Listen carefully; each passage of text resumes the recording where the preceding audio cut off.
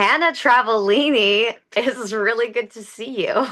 Hannah Mel. Do you go by Hannah Mel or Hannah Lynn? Hannah Lynn Mel, Hannah Mel, just you can also call Great. me Hannah. Yeah. Okay. Hi, Hannah. It's great to see you. Hi, Hannah. Long, long ago, we had a Hannah Club. Do you remember the Hannah Club? Yeah. It was You you remember? and me. Was there another Hannah? There was Hannah Callahan. She was an itty That's bitty. right. So little Yeah. curly hair. Oh my And God. her older sister Mary, I was friendly with. Yes, and Mary, I think, is Yeah. a music educator as well. Anyway, That's we don't have, awesome. I know, but we had three Hannahs in one church youth performing group, and I Yeah. got to direct that group, and you were one of the most adorable, hilarious members of that group when you were Oh, I little. Like, thank you. how old were you back then? Probably like kindergarten, first grade when I first met you, and then up until probably like eighth grade or ninth grade, I knew you probably until high school. I don't remember what year did you move? So I graduated from college in 2003 and left a year later. So moved away from the Philly suburbs in 2004. So I would have been in eighth grade or ninth grade. I would have Yeah. been, no, I would have been in eighth grade. Yeah. I mean, I remember your whole family as so loving and amazing. You all were Hmm. very musical, very artsy and funny. Your father was a phenomenal keyboardist. Your brother was playing Hmm. the drums like a pro by the time he was Yeah. like 12 or no, younger. Yeah. It's crazy. You were a wonderful singer. You were a wonderful everything. I could put you in any Was. role on the stage. Well, I liked that you were a great performer, but also a sweetheart of a human. And your mother, Thank you. your My mother. mom's the best. She's Yeah, like my best friend. I I was also telling got you to, this before, but my mom used to, when we would go to church, can I tell this story that I told you? please. Yeah, do. My mom used to get in the car afterward anytime they brought up being gay, and she would be like, ignore what they said. It's okay to be gay. Like she had gay friends. Like I just always remember my mom being like this sweet, loving person as a kid, but like this fierce, like advocate for others. And she is so liberal. So it was just interesting. Like we went to church and it was something that they took us to do, but it wasn't really, I always say like we went to God's house, he never came back to ours kind of thing. Like it wasn't like we prayed as a family. We weren't like, not that my mom says her prayers at night. I don't know. I'm not trying to speak about my parents' business, but like it was definitely as a kid something we did socially, I think more than it was. Mhm. I think just also in the 90s, people went to church and synagogue and things more than they do now. Like it was something I think my parents did for the grandparents more than they did for themselves. Do you know what I mean? Like it was just something you did. You went to church on Sundays, Mhm. you know? But Yeah. I remember it being a much more about the music and the social aspect of it, at least what in my memory. So I have great memories of those times, but um yeah, it wasn't like I didn't always like realize we were at church, if that makes sense. Like I knew we were at church and singing about God, but I wasn't always like that preoccupied by the church of it. Yeah. I was I like, I mean, have friends here. That's cool. That's different from school. So, well, what I love about what I love about like the church scene, and I still like will like show up in certain spaces. I love it when you have intergenerational commingling and caretaking happening. And yeah, that's a good point. there's a lot of ways to do that. It doesn't have to be at any kind of church, synagogue, mosque, temple. It can be in other ways, but a In church, other communities, yeah, yeah. exactly. But there's something like a little different about like, evoking something spiritual and lots of flavors for that. The UUs are pretty good at, and there's a lot of denominations. What I loved about that era of my life was a lot of creativity, a lot of I Yeah, mean, I'm you wrote a also, musical. yeah, yeah. Now, okay, we're going to talk about that musical because I'm going to republish it and finally monetize it soon. You should. That was good. It was good. Thank you. I mean, I think it was pretty good for, Jonah and the Whale. yeah, okay, exactly. And I remember it. t- I was like a star in it, I think. I was, or at least involved in it. I had a part at some point. yes, do you remember what part you played? In the Jonah musical, no. But I remember I played Abednego in another one. It was Shadrach, Meshach, and Abednego, and I couldn't believe I got the part. I was one of the three. Well, if I remember correctly, Abednego had to be a little sassy, and you pulled that off really Thank you. beautifully. And Yeah. yeah, I mean, I also love that, like, you mentioned being gay and your mom's fierce social Mm-hmm. justice stance from the time you were a child.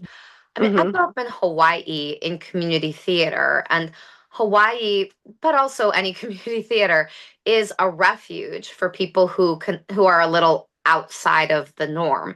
And like Yep. I you and you could provide me with free therapy by talking to me about how I am forever and always like rediscovering elements of my identity. But Yeah. that's not our purpose right now. We'll do that sometime soon. Another time. But for the purpose of like a conversation that I'll be posting on a podcast, like Sure. you like identifying in terms of sexual preference, gender identity, normative, non-normative, acceptable, unacceptable, all of the ways that we talk.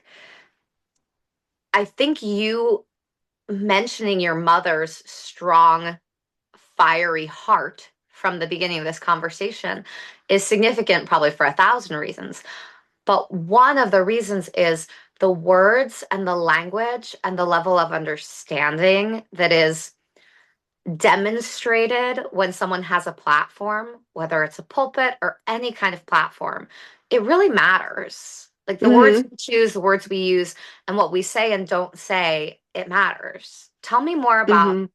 I don't know, you talk now. What would you say about About, having a platform using words like because yeah, we're segueing at some point soon to talking about your life as a stand-up comic, but sure. feel free to extrapolate before we get there Yeah. into the realm of yeah, the things we say, the things we don't say.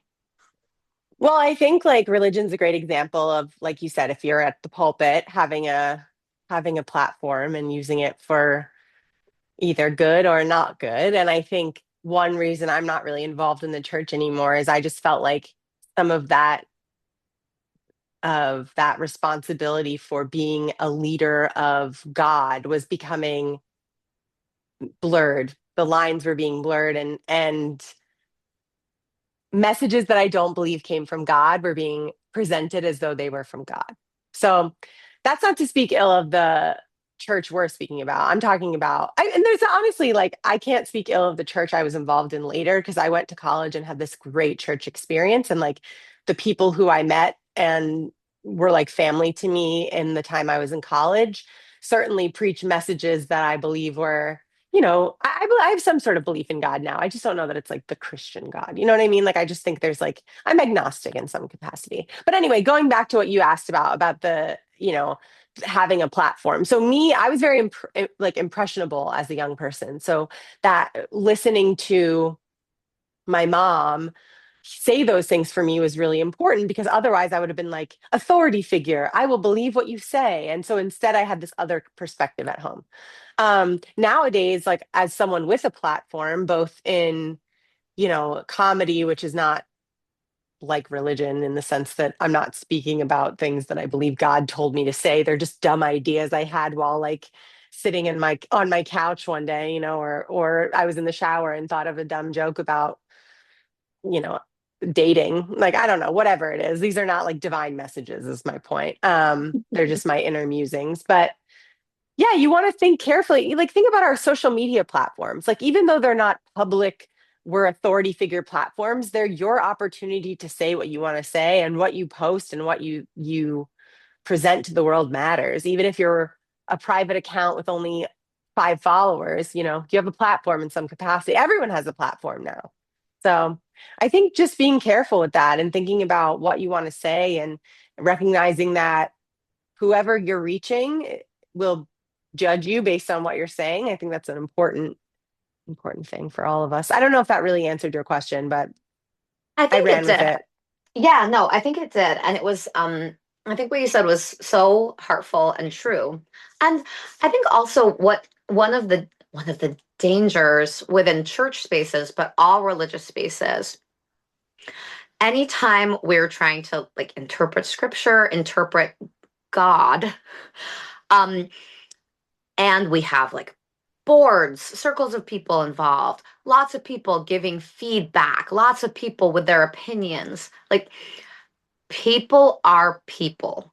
The most loving and spiritually attuned humans are going to see, if they're paying attention over the course of their lifetime, a lot of scandals and a lot of confusing things happen all around them.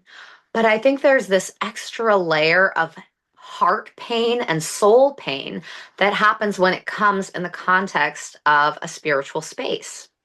Mm. And that's why, I mean, anyone taking, I mean, even like, you know, you might have the most incredible preacher, main pastor of a church who's just like never does anything that anyone would ethically see as wrong. First of Hmm. all, that's kind of impossible. There are so many ways to look at ethics. But Yeah. even if we put like the most perfect, like Jesus himself was not liked well by the religious leaders of the Yeah. time, right? Not to mention all the women and men around him. Like, and Yeah. I mean, that's His kind of sinner like, friends. yeah, okay. Now, we don't have to go super religious in this conversation No, because we we're going to don't. get to funny soon. But what I wonder about over, I mean, I started witnessing adjacently and overhearing things when I was probably, I want to say around 8 or 9, maybe 9 or 10, Hmm. about various interesting scandals happening in like the missionary space that I grew up in. So then, like, when other things, like the number of times I've seen things break apart in spiritual spaces, this is part of the reason I love like a Zoom, like various Zoom groups I go to for churchy things from time to time. But in terms of my community, I want to go to a gym. I want to be Hmm. in a workspace where I'm doing meaningful work. I like run soul collage groups and go to yoga. Like I convene little like potluck spaces. Like I know Hmm. that I'm a good leader and good at like gathering people. So Building I that don't community. I don't make it about God. Like I can talk religiously and spiritually, but Right. precisely because of all the harm that I've realized, I have had people at times, like when I trained as a chaplain, like there have been times that I've really like dipped my toe pretty deep into the possibility of like taking on the mantle of being a spiritual leader. And I actually think a lot of us spiritually lead by, like what you said, choosing what we post lovingly, being both honest and as fair and kind as we can. I Sure. also like I've gone through some weird trauma in my life that I won't overshare here, but you and I have talked about. And I've had some times when I have been filled with rage and said things that Mm. I'm not proud of saying based on my trauma. And that doesn't mean I couldn't be a pastor someday, but it would be like that would be the kind of thing I'd do at 80. Mm. Why 80? Because by then, like, no one's gonna accuse me of doing anything scandalous. I'll be 80. There you go. Okay, I see that. You're It's like a worried about retire. like if you were to become a spiritual leader, things Yeah. from your past coming out. Well, it's not so much my past. It's more like I'm a morning person and I go to bed early and like things from my past could come out and I'd be like, I've been forgiven. That's fine. What would be Hmm. problematic is if like I was so like loving and kind and like somebody in my periphery was like doing bad things. Because when you're at this like Mm. when you're at the helm of a ship, like a spiritual space, a church, like it's not just about you, it's about everything that gets said around you, all the decisions that get made by all of the 5 boards you're overseeing. It's just too many people's personal, spiritual, vocational. Like, you're just supposed to be in charge of a flock. Like, no, I just, Mm. it sounds, it sounds like too much. Does I see that. That makes sense. that make sense? Yeah. Yeah. And like, I want to go to bed at a reasonable hour. If I have a potluck, I can tell everyone if I'm sleepy, I'm going to bed. You wash the dishes and keep talking and leave quietly. At what time do you normally go to bed? I mean, it depends. Sometime between like 9:30 and 11 usually. That's not that early. That's I normal. know. But sometimes I go to bed even earlier, Hannah. And I like to That's okay. I like to intuitively follow my own patterns. But That's fair. let's move in the direction. Okay, actually, prior to you telling me what like advice on being a stand-up comic. I want to know your road to becoming a stand-up comic. What started it? You've been doing it for a Sure. while. You seem to be pretty legendary in Philadelphia. And you've I wouldn't probably, say that, but thank you. well, I mean, okay, I'm tell me the known. road. Sure. So you talked about me as a kid. That's a great place to start. I wanted to be stand-up comic since I was a child. My parents, as I shared, are pretty liberal, never really censored me. I was allowed to watch Saturday Night Live as a kid. That's where I feel like my large part of my personality developed was being like just a huge comedy fan. I remember in elementary school doing like sketch comedy with my friends for the talent show. I remember being involved in the church plays. Like I definitely loved figuring out what made people laugh. And so I remember telling my mom when I discovered stand up. So like I knew stand up. This is my fun little intro to stand up. You'll appreciate this as someone who is around my age. We're a little distance, but you'll remember this reference, I think, unless you were like not a stand up fan. Remember Dane Cook? Mm-hmm. Blast from the past name. So he's Yeah, like yeah. a controversial figure because he's like been accused of stealing jokes and all this, but he was the first stand up I saw that wasn't a person I recognized from TV. Like Mm. we hate him, but Bill Cosby, we love Adam Sandler, Chris Farley, a lot of the SNL guys, or other comics who at Ellen, Wanda Sykes, like I knew them from TV and I knew they were famous from other things. But Dane Cook just appeared out of nowhere and was like a stand-up comedian. And I was probably like 13 or 14. And I remember being like, this is a job. Like you can do this as a job. I want to do this. I want to be alone on stage telling jokes and making people laugh. Like nothing seems cooler. So Mm-hmm. I really like talked about that my whole life. I mean, I talked about having other jobs and I went to college for well, at first I thought I would go to college for anthropology and then I switched to philosophy. I switched to being a philosophy major and that's when I was like comedy or bust. I decided in college I was going to be a comedian. So once I graduated, I tried stand up while I was in college. And then once I graduated, I started doing it like for real. I moved back to Philly. I went to college at University of Rhode Island, moved back to Philly, started doing stand up for real. And I've been doing it ever since. So I graduated college in 2013. I think I started in earnest in 2014. Like the first time I tried it was 2012, 2011, 2012.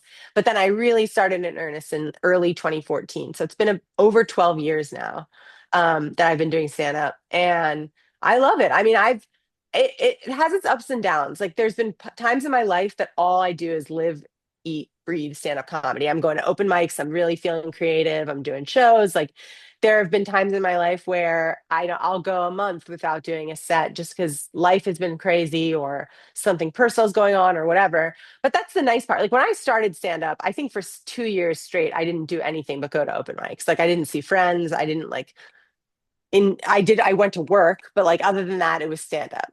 And then I think gradually once I started getting more established in stand up and I wasn't like chasing open mics all the time, I was actually getting booked on shows. It made it easier to build some breathing room in to my schedule. So I remember the first time I seriously took a break from stand up was probably 2 years in, and I took like 2 weeks off. And I remember feeling like it was the weirdest 2 weeks of my life. I felt lost without it.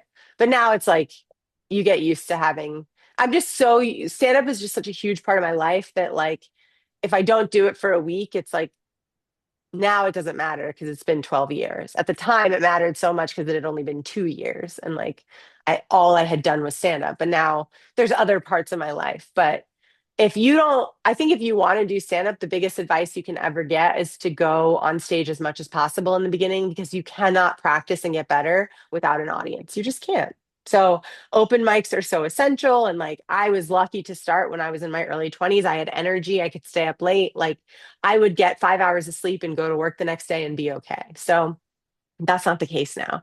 Um, so yeah, so I think I think for me, that's been really the journey. And I wouldn't say I'm legendary in Philadelphia. I definitely have spent a lot of time and energy building up my name in Philadelphia. So I'm sure people around here, if they know the stand-up scene, they've hopefully heard of me, or at least if they haven't seen me. But like I was at an event the other day, a happy hour for a work thing, and two people recognized me for stand-up, and I felt like the coolest I'd ever felt in my life. I was like, oh my God. They were like, did I see you at Punchline a couple months ago? And I was like, oh my God, yeah, I was at Punchline a couple months ago. Like, thank you so much.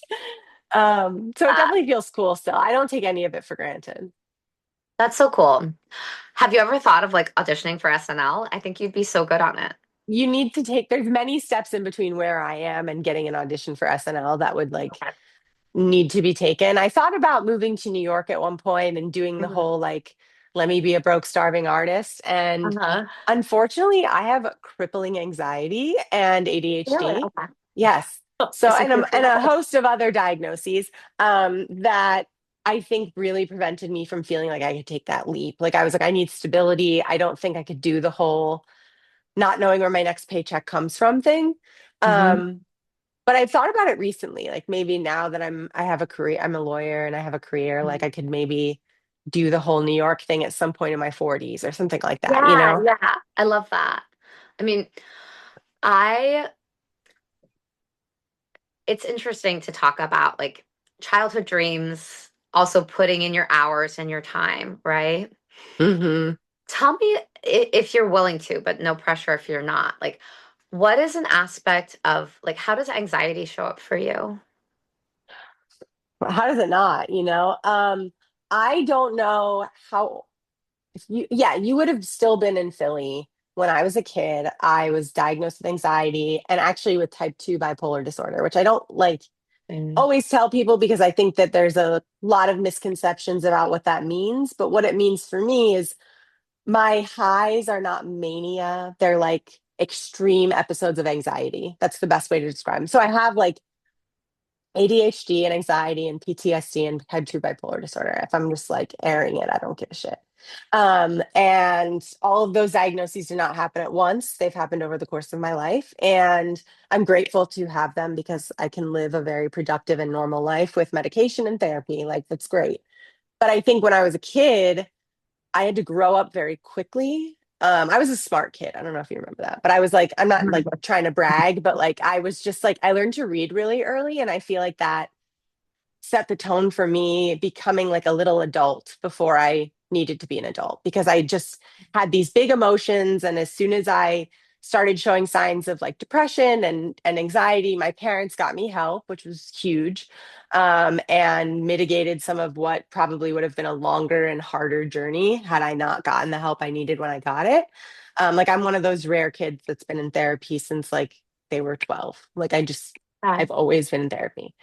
So in that sense, anxiety shows up for me in a way that's like very recognizable and I don't want to say comfortable in a good way. It's very uncomfortable to feel anxious all the time. But when you're used to feeling anxious all the time and have since you were a kid and can name those emotions and have the tools in your toolkit to like at least manage your way through it from an early age, it shows up for me around work, around comedy, around anything, around relationships. But I'm able to kind of name it and identify it because I've had all this time living with this. And I think, I'm lucky too that I've been very stable for the most part in my life. And because I got that help early, like I haven't had to live the ups and downs that many adults live when they realize that, they're not, it's not until they're 22 or 23, they realize they have depression or anxiety or bipolar disorder. Like I have so many friends that came out of the woodwork in our 20s and were like, oh my God, I just got diagnosed with this. I know you have it. Can you help me talk me through it kind of thing? And so that's why I don't really hide it. What's Yeah. that? No, I just said I was just I think I was agreeing with something. I think it was when you were talking about how being open about it has made you probably like a gateway person, not a gateway drug, like a person who is like an open door to other people who are going through major emotional stuff. Yeah, I was just the first one to do it, Yeah. like Yeah. I just was, and I You were was a ahead of the game. trailblazer. You were a Well, they say trailblazer. it's really crazy because they do say that the average age for diagnosis of bipolar disorder, schizophrenia, those kind, even major depression, those kinds of things is usually when you're about 18 to 24. So I Hmm. was 12. So it was kind of like ahead of my time. And it really like took a toll on my childhood, as you can imagine, because I was dealing with these like adult problems that like Yeah. kids my Yeah. age didn't understand. And so, and I was already like just a critical thinker. So I was a very Mhm. existential child, is what I'm getting at. Like, and that I think makes you develop a sense of, or made me develop a sense of humor in a way that it might not otherwise. I mean, I always like to make people laugh and I like to be gregarious and funny, but that also, that experience of experiencing depression and anxiety at a young age made could have made me a very different adult, right? If I hadn't gotten help, I could have lost some of that spark and lost some of that energy Mhm. and not pursued comedy and not gone down that road because I was bogged down by the weight of my mental illnesses. But getting that help and getting that support, I think, it's not like I didn't struggle. I've definitely had my struggles for sure, but I've been able to find the humor in those things from just educating myself on what's going on in my mind. I mean, some days are not funny. Some days I'm not Right? laughing. But Yeah. The way you and talk then about oh, this, go yeah. ahead. Go, no, keep talking. I just had the one more thought. And what you said about trauma earlier, like I went through trauma recent, like something really traumatic in the last several years. And that Mhm. obviously took a toll on my mental health. And it Mhm. actually did take a toll on my comedy because when you're actively experiencing trauma and you're kind of in that like fight or flight mode, and then you're dealing with the aftermath of it, it can really take away your not just your joy, but your peace, like your sense of peace. And so I remember for a long time, I was just trying to get back to peace, not even joy. And when you're booked on, like I've been doing comedy for so long, I would get booked on shows when I was like in the peak of my mental health or my trauma experience. And I would be able to go up and just rattle off my jokes because I've been doing this for so long, but I wasn't writing, I wasn't feeling creative. I was just kind of phoning it in for a while. And I think Mhm. now, coming to a place where I feel better about myself and better about where I'm at in my mental health journey, I guess. Mhm. I can really, sorry, I lost my train of thoughts. My girlfriend is waving from the window. She's walking her dog and she is waving at me from the window, and I'm in the middle of saying something. Sorry, that was so distracting. That's all I was good. talking about trauma. I was talking about trauma and comedy. Now that I'm in a better space in terms of managing what happened to me those years ago, I've been able to start writing more. I've been able to feel more creative, and I think that's made comedy more fun. Like I was still doing it the whole time, but it Hmm. wasn't the same. Like it wasn't the same as when I was feeling better, you Yeah. know? Yeah. I love hearing your story, and I'm grateful that you've been generous not only with me and like I'll put it on podcast, but also that Oh, you've been sure. able to be so generous with a lot of your friends and chosen family and people around you. Because the more people talk about their lives and give their own vocabulary, like, and their Hmm. own experience, the more, for me, it's not so much about destigmatizing, mental illness. That is a thing and that's real and that's important. And, Hmm. you know, there without question. And we have layers upon layers upon layers of vocabularies to Hmm. describe going through hard times or Hmm. challenges. And this metaphor of a journey is really powerful. I mean, my diagnosis of bipolar 1 came after like hours and hours and hours and hours of a fever, being kept awake for a very, very long time. Um, Hmm. and like, it never tracked with me. It still doesn't track with me. Like, I've never been manic and dangerous. I understand that technically I'm textbook bipolar 1 according to the like the DSM. evaluation of, yeah, and like multiple psychiatrists and therapists have said that, and I've always just been kind of like, okay, I roll, now I have to live with this, because part of the problem or one of the challenges of having a diagnosis is that it like lives on your health chart, and like Yeah. there's not even any like remission. It's just like this thing that's there.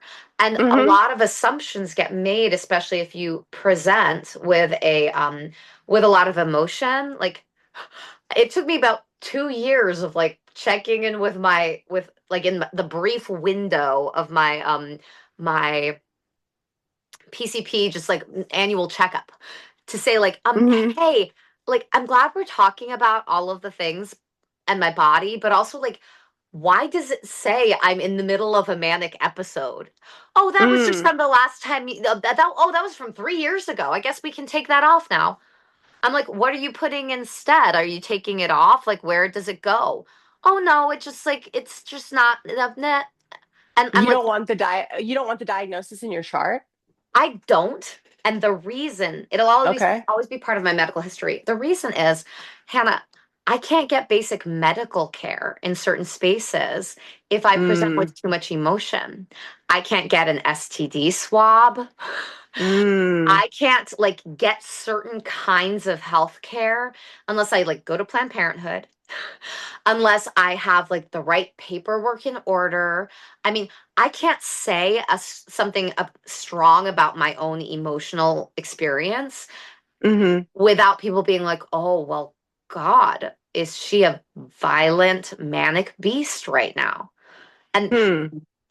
it has violently, not like in terms of literal physical violence, but it has Hmm. disrupted my family relationships in such a Mm. way that like certain members of my family of origin and I are like, taking some space right now because they have maybe done Mm. their own research or made assumptions about me where they think they know like the I'm going to just say the crazy version, and like Mm. they don't consider me acceptable for a variety of reasons.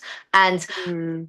all of that shouldn't happen, but it does happen regularly Hmm. when someone has a mental health diagnosis. And I can like part of what I say over and over again on my podcast, but also to other people, is that the Diagnostic Statistical Manual came out of the Civil War. It's based Mm. on researching men's bodies primarily. It's based on a language that had to do with the fact that like killing people and like figure like all of the killing, all of the trauma, shell shock, like it comes from a very violent paradigm time Mm. in American history. Now, I'm not saying that no good has come out of, the DSM or out of mental health diagnoses. And I would like to see it be a standard of practice that we don't diagnose someone in an emergency situation or when Mm. they are like being kept awake by like a medical space for like I was kept awake about 48 hours and then given the Mm. diagnosis. Are you kidding me? That doesn't make any sense. Of course I was delusional. I hadn't slept. Mm. Who was keeping you awake? I mean, I couldn't sleep in an ER. It was very noisy. And I Mm. had like all of the context of it. Like, I've written a musical about it. So you'll see it on stage someday. Okay. But like, what I know is like, sure, you can label me with that. You can label me with a lot of things. And like, Hmm. maybe I've always been that way and it didn't come out until I was 35. That's fine. We can have that conversation. That's an interesting conversation. But I've seen my own body be tortured at the hands of Mm. standards of practice, forced to take incredible levels of psychotropic medications that like truly wrecked my digestive system, that made me Mm. wish I could be dead. I'm very sensitive to medicine. So like Sure. there are a lot of and there are frankly, as a therapist, I witnessed many other people with similar stories. um, Mm. where it's actually the care itself that is just as or sometimes more traumatizing Sure. than Yes, whatever's going on absolutely. internally. And this is where things are really complex. I don't want to say like let's burn every DSM in the world and like get rid of therapy or no. Right. And standards of practice always need to be revised, and it's complex. And I'm glad that I've like stepped away from being a therapist myself Hmm. because vicarious trauma is also real. Like, are you familiar with this? Mm. With the concept of like when someone else experiences trauma, it can traumatize you. Yeah, yeah, Yeah, vegetables is fun. absolutely. Did Yeah. I ever tell you that I was a case manager before I went to law school? So I worked with adults, indigent adults with serious mental illnesses in Philadelphia. So I did home visits, I did jail visits, hospital visits. I took people to medical appointments, and I Mhm. had experiences with people where they were directly treated inappropriate. Like I had to report an ER doctor once because I brought in a client who was having a diabetic emergency, who I had been with all day, and her sugar was like out of control, right? And so we were at a primary care appointment, and the primary care doctor was like, "You have to go to the ER. Your sugar's out of control, whatever." Meanwhile, I'd been with this woman since 9 a.m. She hadn't eaten a thing. The ER doctor's like, "What did you eat today?" She's like, "I had something for breakfast, and then I've been with my case manager all day," because we had like two back-to-back doctor's appointments. Mhm. And this guy was like, "Yeah, right. Yeah, right. You had to have eaten something." He asks me, he pulls me aside and says, like, did she leave you at any point, like to eat something? And I was like, she went downstairs to make a phone call. He's like, she probably had something to eat. And I was like, she's saying she didn't. She's telling you she's the patient. Why are you pulling me aside? She's fully capable of speaking for herself. Yes, she has a mental illness. Yes, she has a case manager, but that shouldn't bias you against listening to your patient. So I hear you. And I personally, so I think in my experience, I have been in treatment for so long that I don't necessarily experience. I mean, I've dealt with doctors who are difficult, but I've also advocated for myself quite a bit in my time. Like, I had a doctor once, a psychiatrist who I went to for the first time. I was getting a new doctor, and I was giving him my whole history. I brought my psych records from my previous doctor, my medical records, everything. And he made a comment about my med regimen. And because I have ADHD, I take 5 Vance for it. That's a stimulant. He made a comment about, that made me feel like he thought I was drug seeking, basically, that I felt like he was like, well, you're on this med, like, questioning if I needed it. So I called his supervisor. I called his supervisor and I said, listen, I'm happy to keep seeing this doctor, but I want on the record that, like, I am a patient who is advocating for herself. I'm not drug seeking. Like, and he was like, this doctor also had just a bad bedside manner. The supervisor was like, yeah, we get complaints about him all the time. And I ended up seeing Okay. this doctor for years, actually. And we forged an okay relationship, and it was fine. But I went to him because he took my insurance, and he was like, and that was the reason I was there. But it was very Mhm. interesting because I remember I was probably 22 or 23 when this happened, or maybe a little older, and I immediately, my gut instinct was, I'm calling this the medical supervisor. I'm not dealing with, like, I'm not doing this. I'm Yeah. not one of those people that you can just push around. And so I hear you. The medical system in some ways has been, you know, I think, like you said, there's been good things about mental health becoming at the forefront of the conversation more. I think there's good things about being able to find diagnoses. I mean, for me personally, the medication I take, yeah, I'm sensitive to it as well, but I also need it. And, like, I hate some of the side effects, and it's not been great for me, but I also probably would hate it more to be not on medication and be like, it's already hard enough living in my brain some days, that without medication I can't imagine I wouldn't get anything done. And I think about that too, like within the context of being a case manager. And I remember watching what some of my clients went through and knowing that, like, if they had probably had family support and a stable income or a stable roof over their heads, or some sort of ability to get out of their circumstances, they would maybe be in a different place. But being born in, inner city Philadelphia without any resources, like, it broke my heart in most cases, because you're like, poverty is trauma in and of itself. If you Yeah. have any sort of underlying mental health issue, like, you're dealing with, the deck is so stacked against you, you know? I mean, I'm grateful that you turn our attention to decks because I right now am feeling very frustrated with my state, Massachusetts, the Commonwealth of Mm, Massachusetts, for the way it seems like everywhere I go, I see big signs that are from the Department of Public Health in Massachusetts talking about gambling. And basically, over and over again, it's just like one thing saying, do you have a problem gambling? Call this number. And they say it in 1,000 ways. And I'm like, I'm sorry, but like psychology 101 or maybe 102 or 110 or whatever, like the more you suggest something to people, the more they think about it. Like that's so obvious to me. And Mm, yes, some people have a gambling problem. Also, they rarely seek help for that problem until it's totally ruined their lives and the lives of some of the right. people around them. So what, like I've never really thought about gambling at all until you kept throwing it in my face as the Department of Public Health. Like Oh, you need to interesting. take some billboards down and some signs down. Like you might have the excuse, oh, we get to put them up there for free. It's such a problem in our state. Well, yeah, we also have a lot of casinos in our state. We also have a lot of drug use and opioid, like clean needle exchanges. Like, why don't we put up some nice signs about big pharma? Leave our bodies alone. Mm, But also, like I think often part of human nature and like the nature of any way in which we try to like get things better is that we hmm overcorrect in the wrong direction. hmm No, Yeah. and like I am going to start making calls and telling other people in Massachusetts to make calls about this because I do see it as a problem. Like every time And I'm like what I'm trying to understand, what you think it's a problem because it's like suggesting to people they should gamble? yes, I yes. see. I If see. you are a gambler or if you're not a gambler, the more you just see the word gambling, gambling, gambling everywhere, it makes you think, I guess I'm going to gamble. I don't have a problem or whatever you're going to think. Yeah, I mean, do you guys have sports betting in Massachusetts?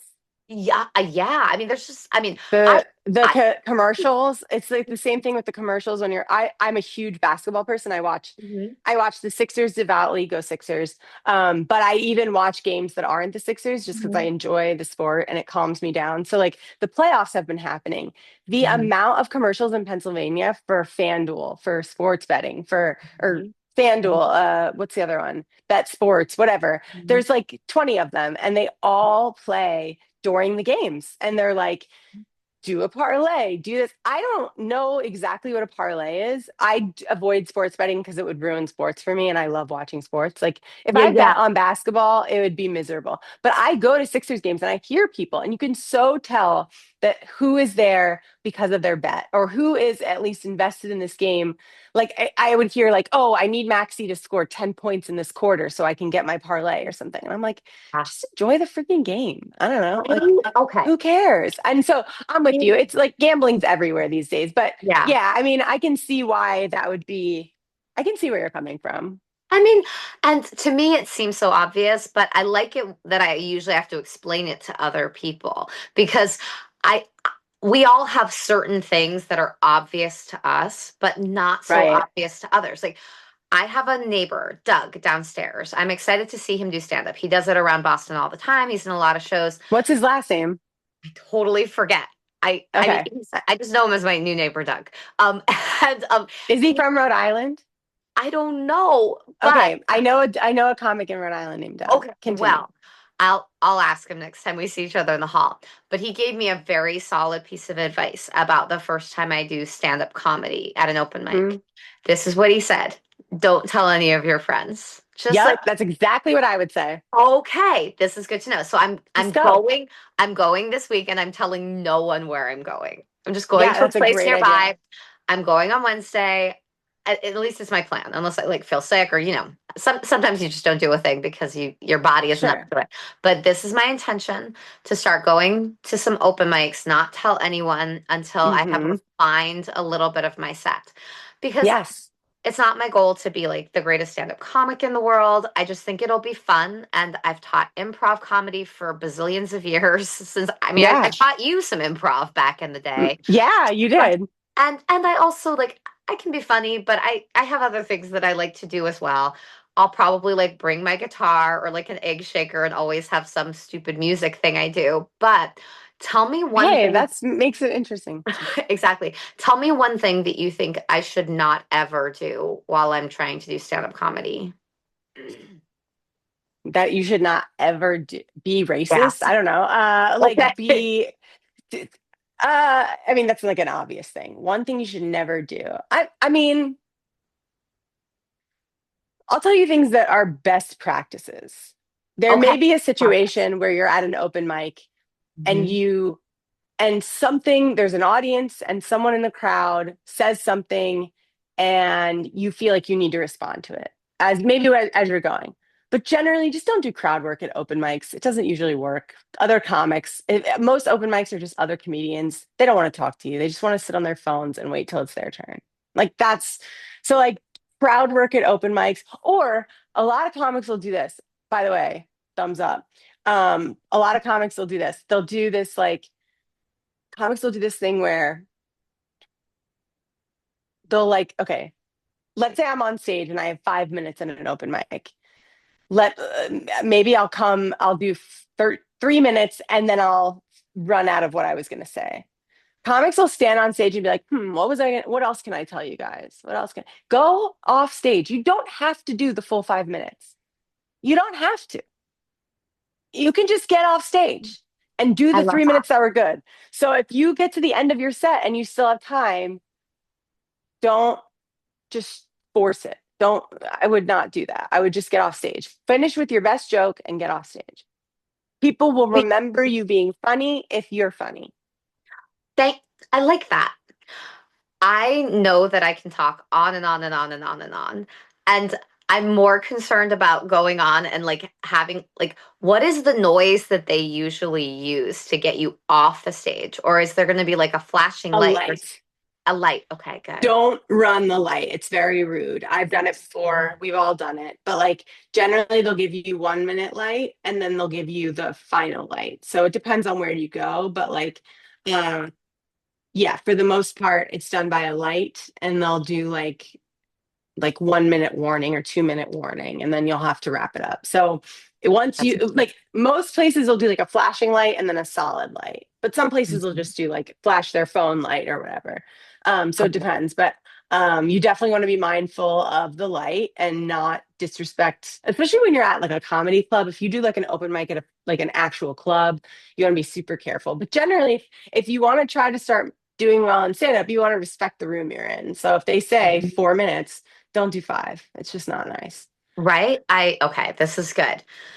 And this is where all my like life working with a metronome is helpful. Yeah, practice. Make sure the tighter your jokes are, the better. The rambling thing can work for people when they're already established because it may seem like a comic on TV or on a Netflix special is rambling or just making things up, but they have practiced and run that so many times. Like I have jokes I've been doing for years that I could do in my sleep. I could literally like do a monotone version of it where I like just rattle off the words just to do it. But being a performer, like obviously you're performing it, you don't want to just do that, but you want to keep it as like tight and as good as possible. And that's why I said like the advice of like getting off stage when you're done, because if you've made people laugh and you've like done what you've gone up there to do, you're going to lose the audience. You're going to lose the audience if you're not, you know, well rehearsed and well timed and all that.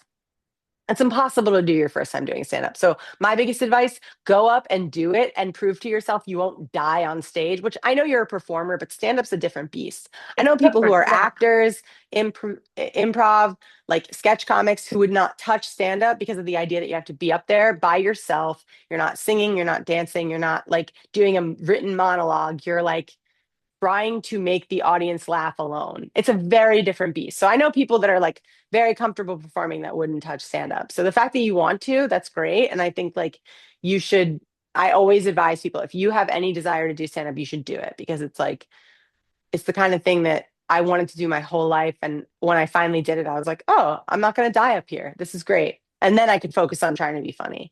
But it's that Yeah. those initial nerves, you probably will surprise yourself. You'll feel it.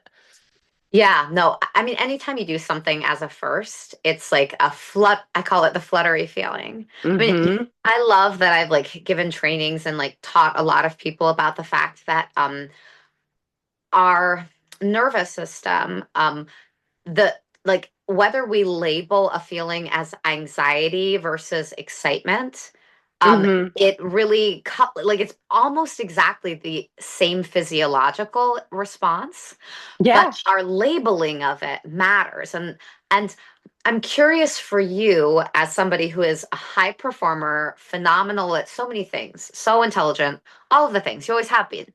And and Hannah Trav or Wanda Cheeseburger on Instagram. Yeah, I don't, there's no story behind it. I wish there was. Yes, please follow me on Instagram on a cheeseburger. Um, I just made that up and it made one of my friends laugh. And then I was like, okay, I'll make this my Instagram handle. And that was the story of, that's the origin of Wanda Cheeseburger. I love it. I mean, do you like cheeseburgers, Hannah? I love cheeseburgers. I do too. I like to eat veggie burgers, but I still do eat meat sometimes. And part of it is because my brain moves so fast. We don't have to go into meats and veggies right now. I hope that by the time I'm 75, I can be like a proper vegetarian. But for now, all of the physical movement and anyway, I don't need to go on and on about food. I am a little hungry. Hannah, tell, tell me, how do you differentiate between anxiety and excitement as somebody who has reason for both of those things? They don't appear similar for me because it's Okay. so, it's like excitement is so tied to something. Like I don't feel I'm not like I'm an excitable person in that like if you tell me I have a gift for you, I'll be like super excited. I'll be like, "Oh my God, what is it? That's so great."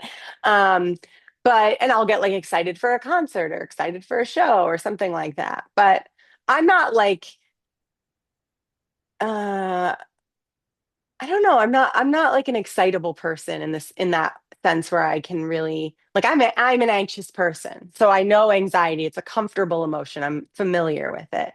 Excitement is something that's more fleeting. So it's like, "Oh my God, I'm so excited for this event that's coming up." Like I can feel that excitement, but it's usually Mhm. tied to something. I'm not just like, "Oh, excited to be alive." Like what a day, you know? Like I'm excited to take on life today. Like I'm just that's not my speed. Yeah, yeah. My girlfriend, my partner is like, she's a pretty excitable person. Like she calls herself a golden retriever, and she calls me a cat. You know, she's a golden retriever. I'm a cat. So Martina wakes up and she's just like excited to be alive, and I'm like another day of existential dread. But that's why we balance each other out. Okay. Now, see, I like that you can name this because I've always been like a bright-eyed, bushy-tailed morning person. And I I'm a also, morning person. okay, well, this is interesting. And there is like different like set points. This is where I have to show you the gift I'm giving you. Are you ready? I'm so ready. I'm giving this to you years in advance of when you actually need it, but I was going to like try to remake this into something else. But I think it's actually perfect the way it is. And since you're a member of the Hannah Club, Okay. a friend, Michael, made this for my 40th, which happened during COVID. So there was like a Zoom Oh, party. It was fine. Like I survived. I had a Zoom party for my 30th too. It was Okay. not Well, this is gonna be hard to read, but you're gonna read it one letter at a time. L That is an L. L O O R R Lord, Lord. Lordy, Lordy, Hannah's 40. That's what it's gonna say. And it has been Yes, beautifully handmade. I And am honored. I mean, it's basically just a stupid Hallmark card, but it's made I into a beautiful weird banner that I I'm love it. keeping carefully for you. And at some point, I'll either mail it to you or we'll actually just see each other because Yeah, it's what, 5 or 4 years until you actually turn 40. 5. Okay, so you have plenty of time, and maybe between then and like a couple years later, we'll track down Hannah Callahan and she'll get it too. Wouldn't that be Yeah, because she's wild? young. That would be too fun. She's younger than you. I mean, it would be a weird way to reunite the Hannah Club after so many years. Yeah, And also for me not to have to like remake this into like a banner for somebody else. sure. But I'm glad that you're willing to get religious for the sake of a stupid banner. Are you ready to move into the rapid fire or lightning round?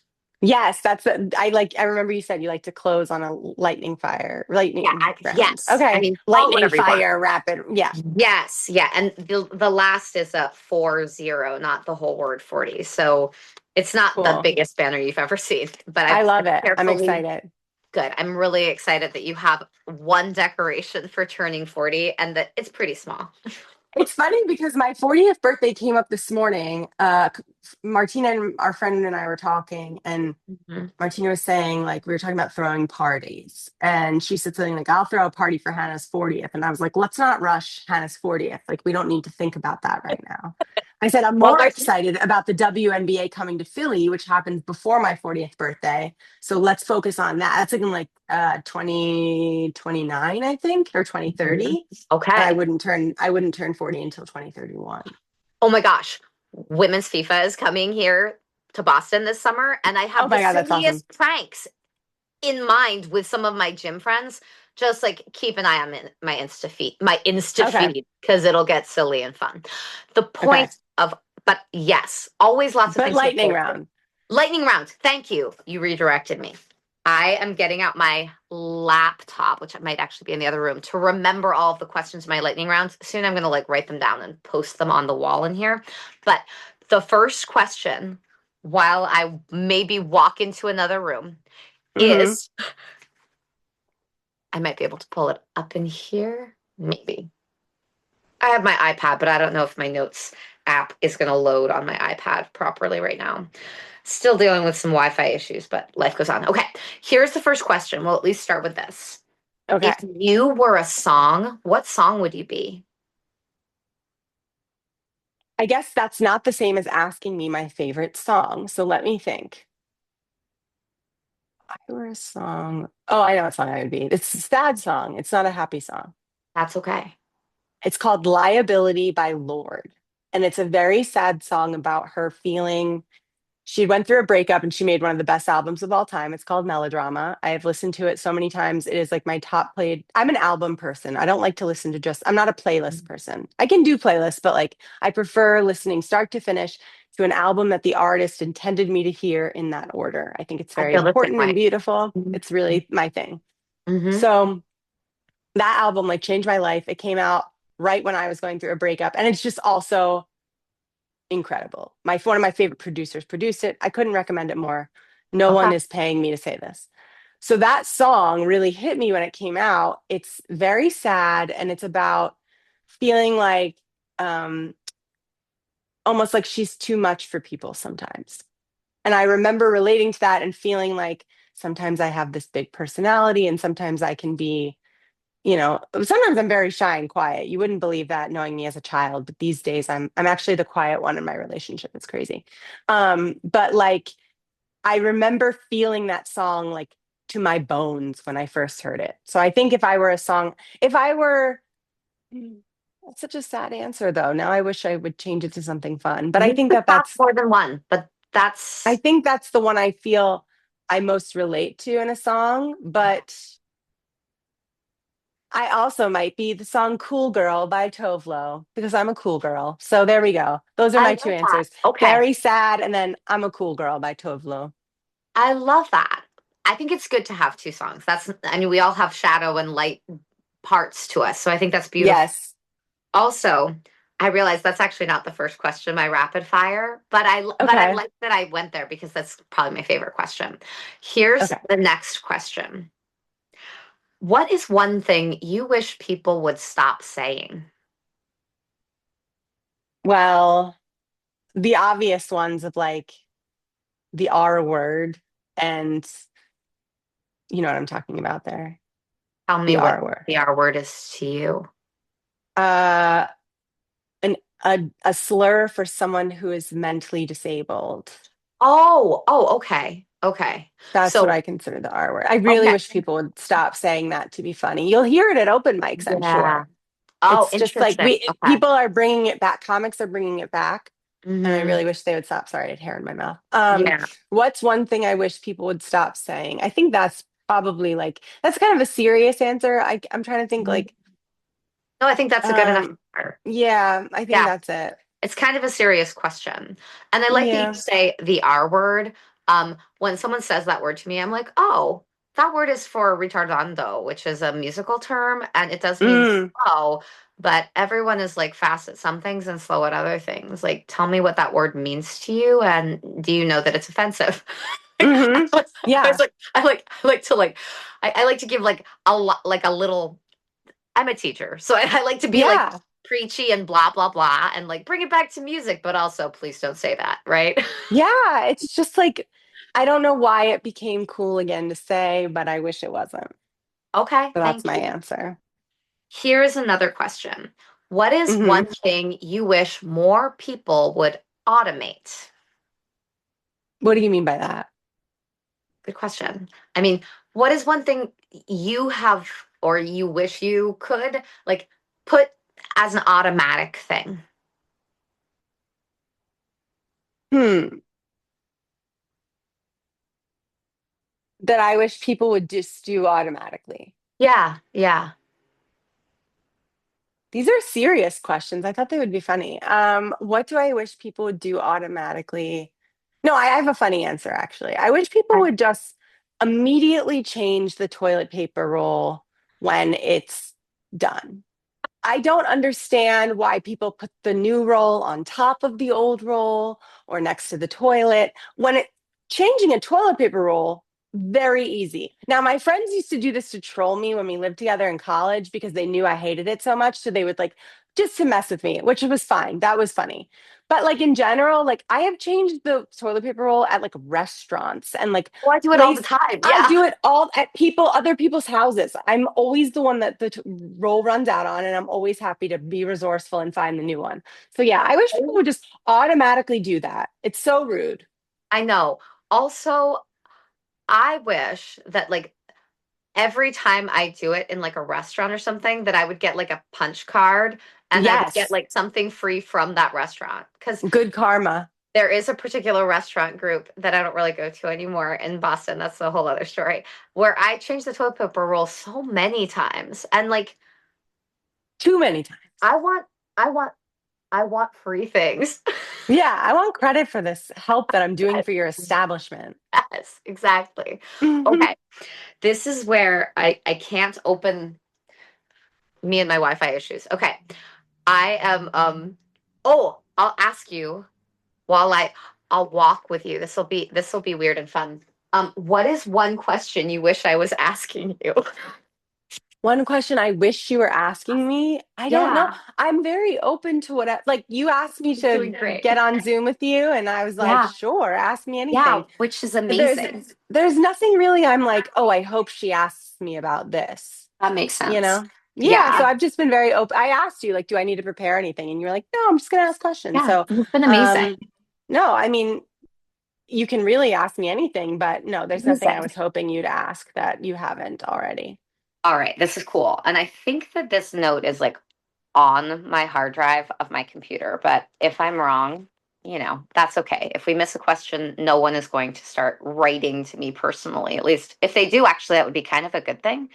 If someone was like, why didn't she answer that one question? Because they know my rapid fire, which I've done like 3 or 4 times.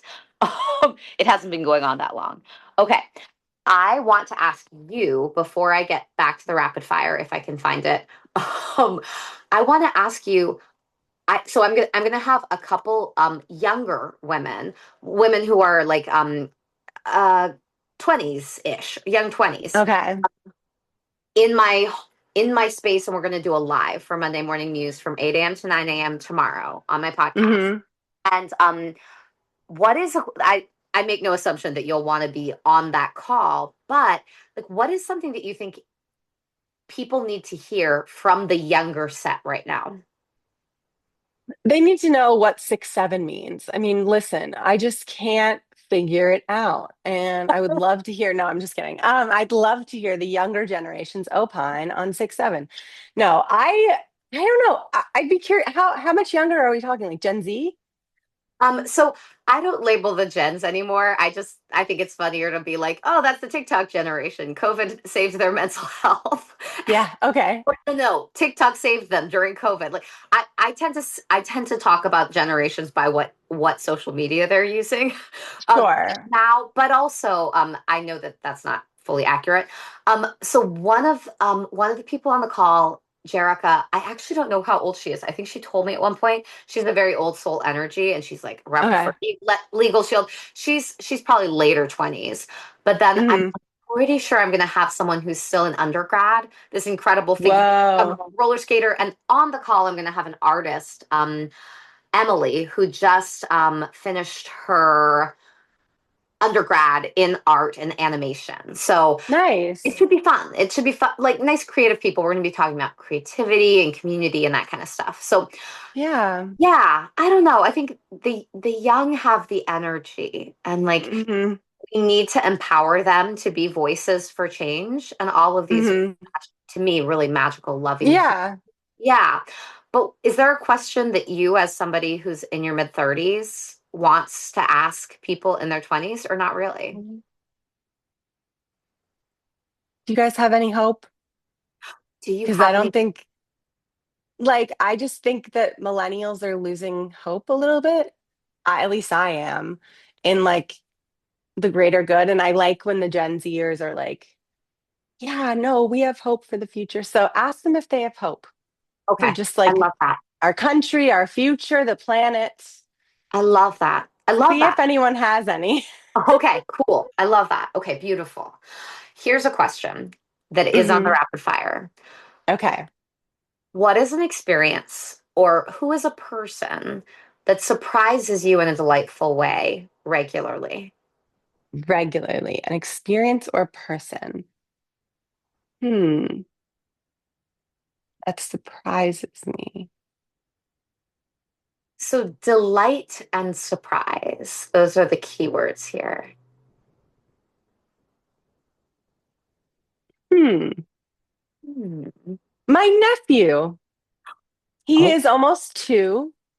And oh, he is so delightful, and he always keeps me on my toe, like little things. I guess the surprise is being like he knows so many words now and he does so uh, many things. So I just saw him yesterday. His name's Milo. He's the best. My brother Graham, as you know Graham, he had a son, and Milo will be 2 in August. uh-huh. And he's just the best. He is such a delight. His little laugh, and he's a happy boy, and he's so sweet. So easily that answer is Milo.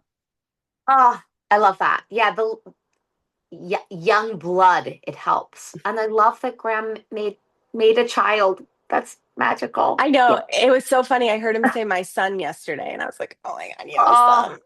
You have a son. sweetness. Oh, You're Milo's yeah. dad. Yeah, that's magical. And I know that like there was probably a woman involved in the creation of this Oh child. my gosh, my beautiful sister-in-law, Michaela. Yes, there Michaela. is. Well, Yes, Michaela and congrats to Michaela Graham. and Graham. And Thank you. also like children are, I mean, it's a mystery that human life keeps happening and that like I mean, Hmm. we could go on and on. We won't. What is your Yes. favorite poem? I don't read a lot of poetry, but I do listen to a lot of rap Uh-huh. and music. Okay. So I let mean, me think. Lord is a poet.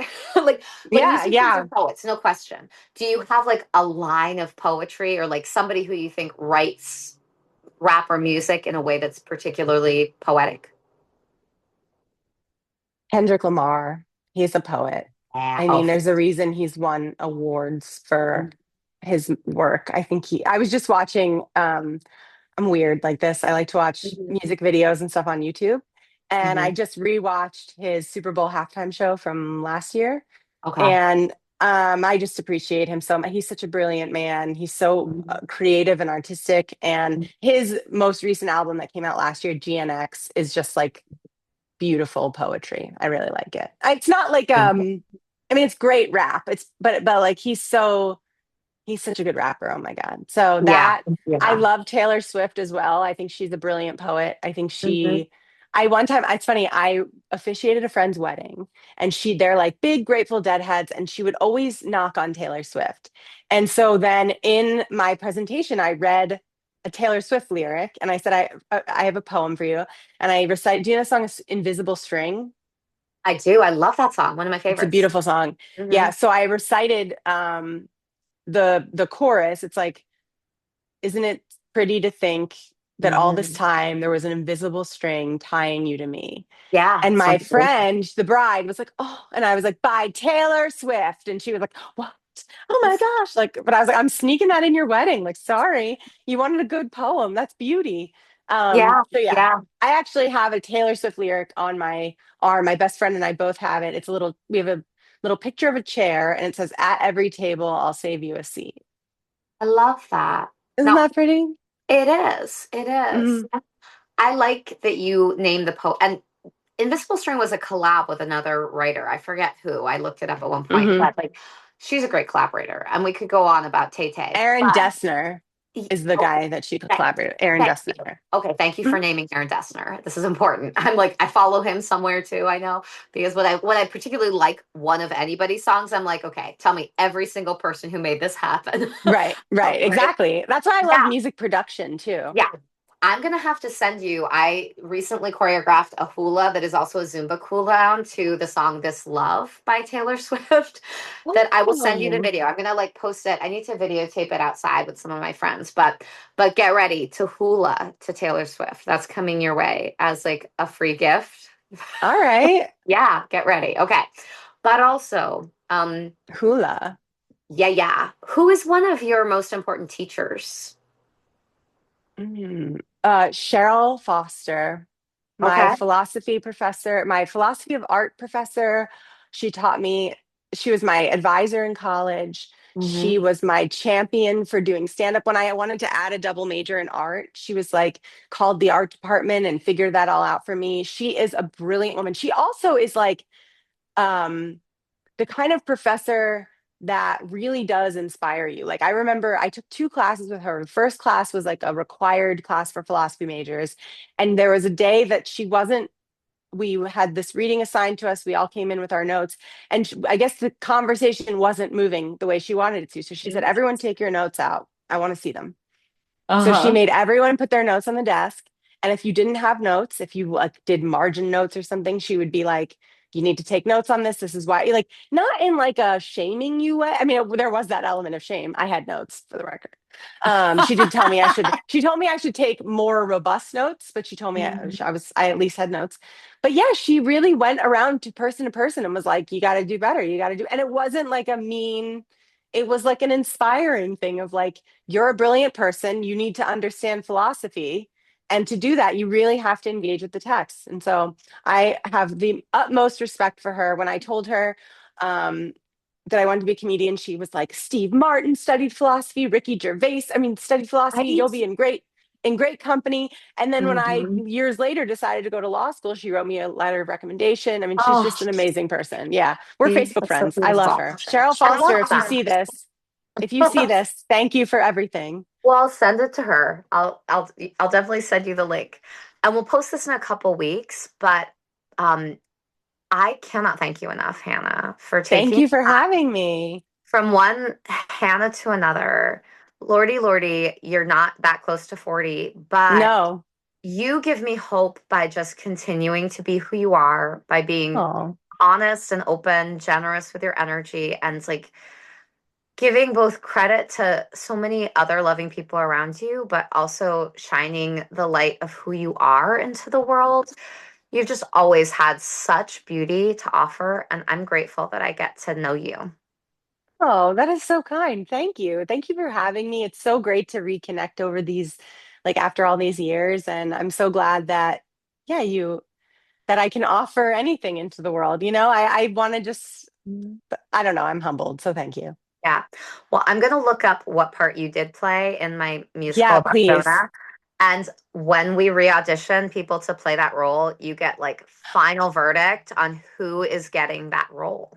Were there like narrators that ran Yeah, yeah, that maybe you moved were the one of story them. along? Yes, it might have Maybe. been you. I mean, we had a few key narration figures, so I don't know what I was. Yeah, look it up and let me know. I I'm will. curious. Oh, I will. Well, Hannah, you're incredible. Keep up the Thank incredible you. ability, and thank you for giving me free advice on my stand-up comedy act. As No long one as you will tell me know how much it goes. about it. I'll keep you posted. Fingers Yeah, crossed. please do. All right. Thank you so much. I'm going to stop the Thank recording you. now. Okay. All right, stop video. Nope, that's not stopping the recording. I love that I'm like so bad at stopping the recording on my phone. I used to be good at this when I had my screen. I'm just gonna like end the call, and that will be Okay. my yeah, okay. Bye. It was so good talking to you. So good to see you. You're the best. All right. Bye. I'll talk to you soon. All right. Bye.